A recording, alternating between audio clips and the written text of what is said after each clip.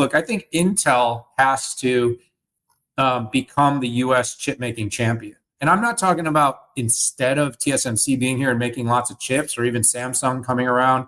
And by the way, I think the same thing for memory with Micron. Micron needs to be the U.S. champion for high bandwidth memory, and of course, just other NAND and traditional memories that we don't talk about that often anymore. But we need competition. Like, it is a monopoly right now. We have one company controlling pricing that has capacity limitations. They're controlling CoWoS. They're controlling leading edge, 2, 3, 4 nanometer. They're mostly sold out for multiple years. This is leaving very little capacity, and it's giving them endless control over pricing. We don't want monopolies. Monopolies create price inflation. You want to get rid of price inflation? Don't have monopolies. So in some ways, like, maybe, yes, cancel some pieces of the CHIPS Act, but I actually think fund Intel. Big. But also just know it's going to take some years. Even if they get the situation right, the governance right, the wall between products and foundry right, they get the people hired in, maybe TSMC takes a small stake, like you've suggested, brings some of its talents to it to create extended capacity, competitive processes. They can make the AI parts in different foundries, different fabs at different scales across the U.S., and then can obviously take this to Europe, take it to other parts of the world, so that we're not so dependent on one company in one location doing everything. This is a good thing. We should be egging on more investment here, more manufacturing here, more guarantees that we are securing the national future of this company, this country, and our companies, this country, and of course, maintaining economic leadership. Economic security is national security. We do not have economic security here, Pat, as long as we can't make enough of the chips we need to support our businesses and commerce, and then of course our defense industry. Yeah, a couple comments. So just to review, foundries create two things. They create intellectual property around transistors, and then they make chips, and of course they package it, but a lot of that packaging is outsourced. And they all have to come together.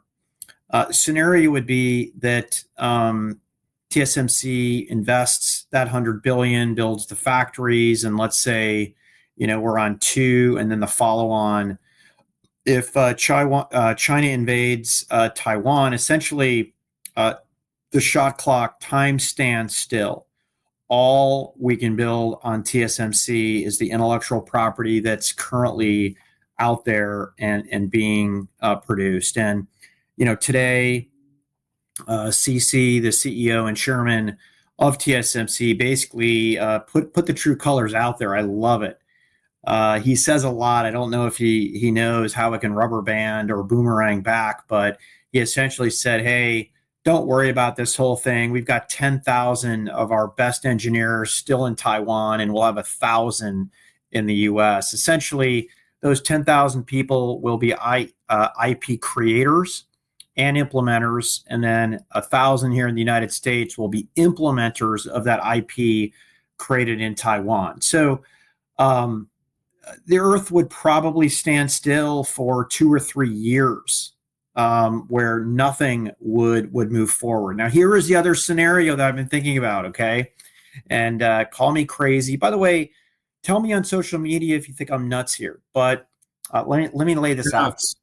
So a lot of the core machines from ASML and Applied Material, Tokyo Electron, a lot of the stuff that you see when you go through a foundry are the same machines. You could hypothetically run an Intel transistor inside of a TSMC factory here or foundry here in the United States. And by the way, AMD, Apple, NVIDIA, Marvell, Broadcom would have to obviously spend a lot of money to build those designs and that flow for that Intel process. So maybe the world wouldn't stand still for 2 or 3 years, but maybe 1. Now, if it gets really heated, the U.S. government should, let's just say the CHIPS Act goes away, pay the designers enough to put their designs, to create a product that could go into Intel 18A and beyond. That would be a very nice hedge and insurance policy. It doesn't cost $500 billion. So anyways, I was working out and was thinking about how that would work. Tell me on social media if you agree, or if not, that's okay too.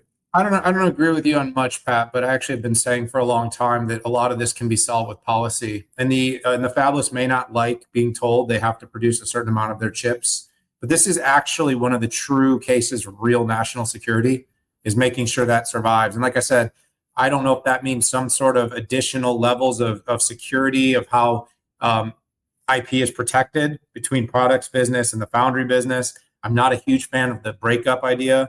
I think there's more value in the company staying together, but I do think there could be some very strong kind of church and state that is set up to make sure that that is absolutely protected, and that there's a huge amount of liability. I'm sure something could be done with the blockchain, with IP or something else to absolutely make sure it never gets into the wrong hands.